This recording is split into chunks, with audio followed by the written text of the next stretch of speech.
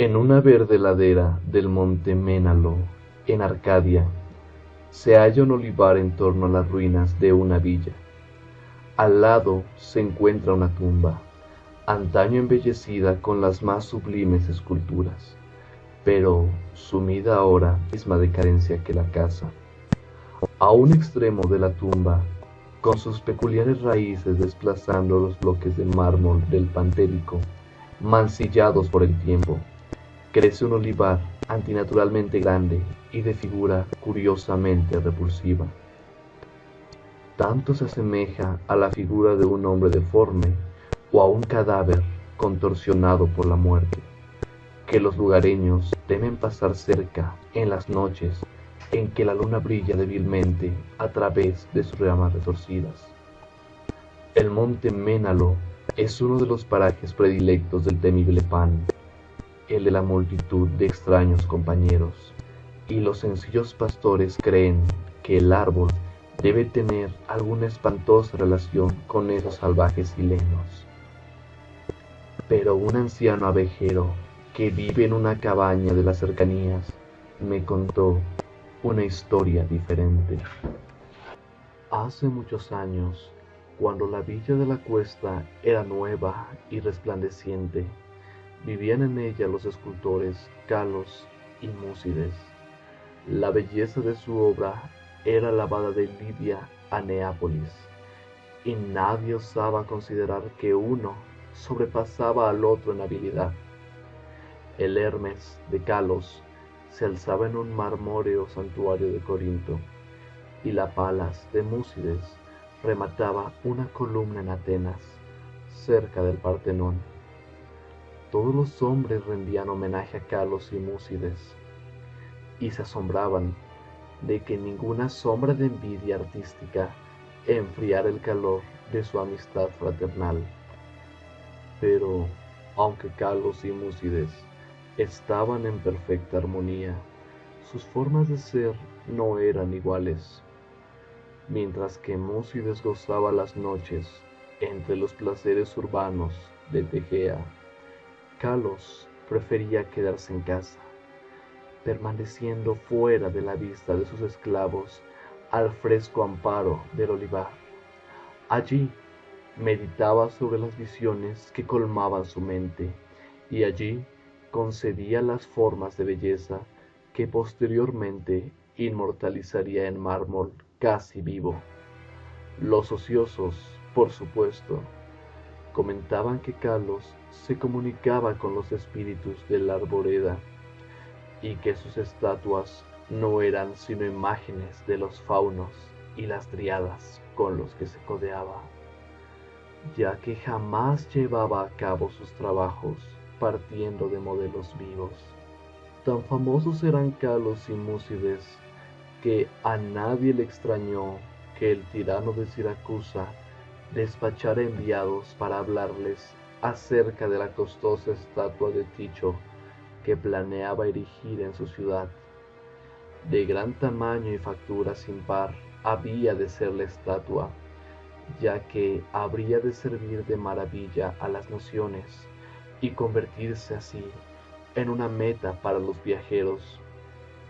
Honrado más allá de cualquier pensamiento, resultaría aquel cuyo trabajo fuese elegido, y Calos y Múcides estaban invitados a competir por tal distinción.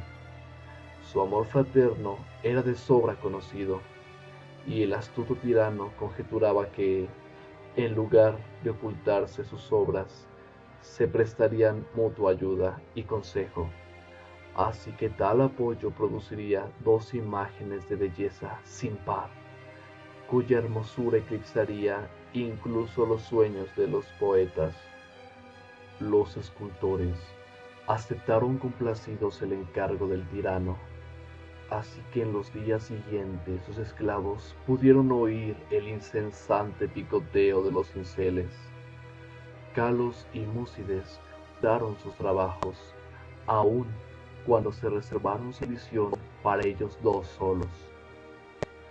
A excepción de los suyos, ningún ojo pudo contemplar las dos figuras divinas liberadas mediante golpes expertos de los bloques en bruto que las aprisionaban desde los comienzos del mundo. De noche, al igual que antes, Múcides frecuentaba los salones de banquetes de Tegea, mientras Kalos rondaba a solas por el olivar. Pero, según pasaba el tiempo, la gente advirtió cierta falta de alegría en el antes radiante Múcides. Era extraña, comentaban entre sí, que aquella depresión hubiera hecho presa en quien tenía tantas posibilidades por alcanzar los más altos honores artísticos. Muchos meses pasaron, pero en el semblante apagado de Múcides no se leía sino una fuerte tensión que debía estar provocada por la situación. Entonces Múcides habló un día sobre la enfermedad de Kalos, tras lo cual nadie volvió a asombrarse ante su tristeza, ya que el apego entre ambos escultores era de sobra conocido como profundo y sagrado.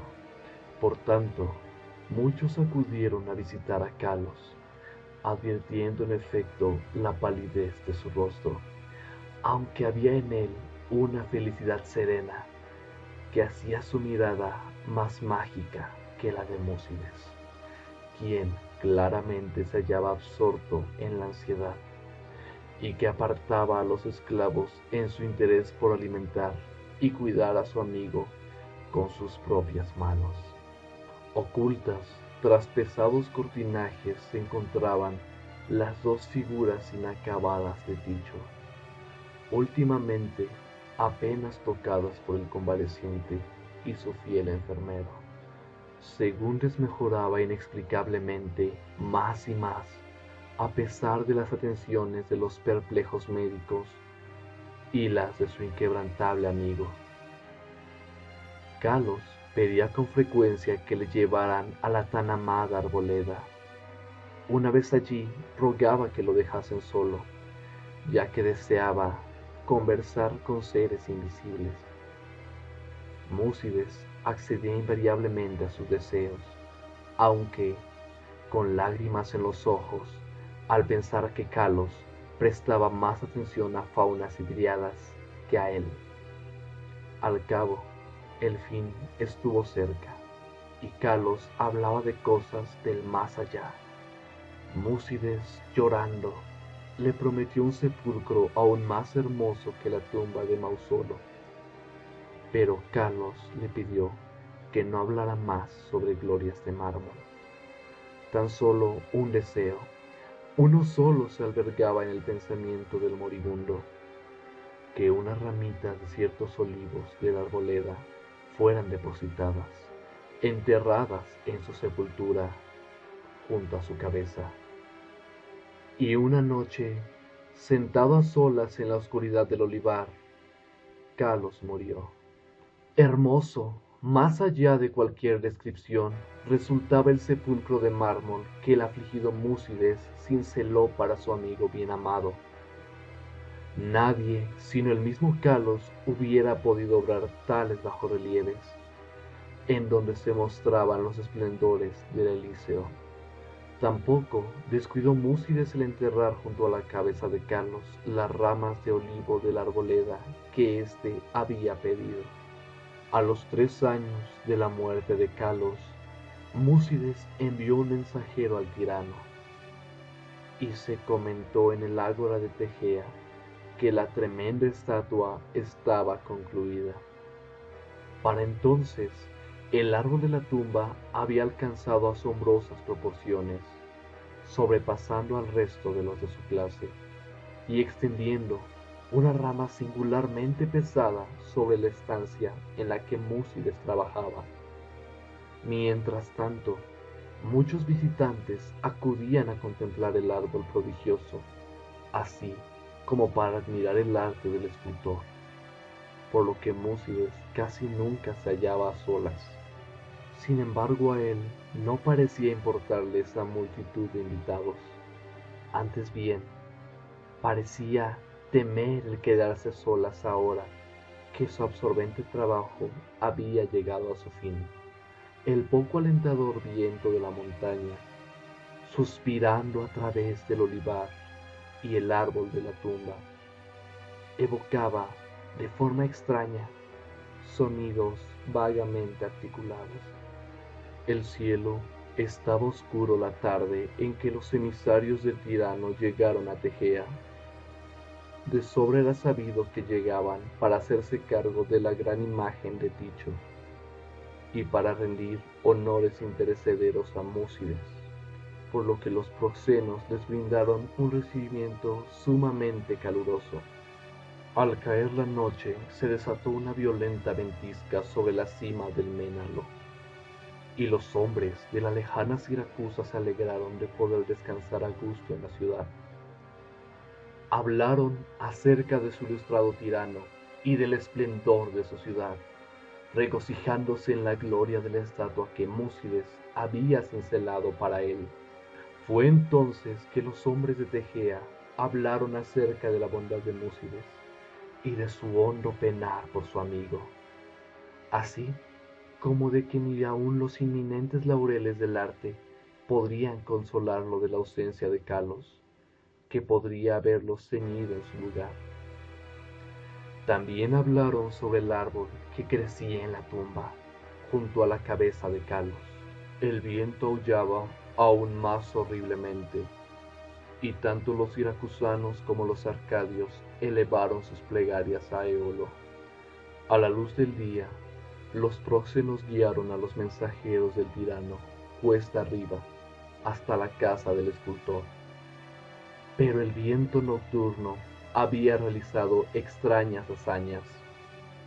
El griterío de los esclavos se alzaba en una escena de desolación, y en el olivar ya no se levantaban las resplandecientes columnatas de aquel amplio salón donde Múcides soñara y trabajara. Solitarios y estremecidos penaban los patios humildes y las tapias, ya que sobre el suntuoso peristilo mayor se había desplomado la pesada rama que sobresalía del extraño árbol, reduciendo de una forma curiosamente completa aquel poema en mármol a solo un montón de espantosas ruinas. Extranjeros y tejeanos quedaron pasmados, contemplando la catástrofe causada por el siniestro árbol cuyo aspecto resultaba tan extrañamente humano y cuyas raíces alcanzaban de forma tan peculiar el esculpido sepulcro de Calos. Y su miedo y desmayo aumentó al buscar entre el derruido aposento, ya que del noble Múcides y de su imagen de Ticho, maravillosamente cincelada, no pudieron hallar resto alguno. Entre aquellas formidables ruinas solo moraba el caos, y los representantes de ambas ciudades se vieron decepcionados. Los siracusanos, porque no tuvieron estatua que llevar a casa; los tejeanos, porque carecían de artista al que conceder los laureles. No obstante, los siracusanos obtuvieron una espléndida estatua en Atenas, y los tejeanos se consolaron erigiendo en el ágora un templo de mármol que conmemoraba los talentos, las virtudes y el fraternal amor de Múcides y Calos. Pero el olivar aún está ahí, así como el árbol que nace en la tumba de Calos. Y el anciano abejero me contó que a veces las ramas susurran entre sí en las noches ventosas, diciéndose una y otra vez: oiga, oiga, yo sé, yo sé.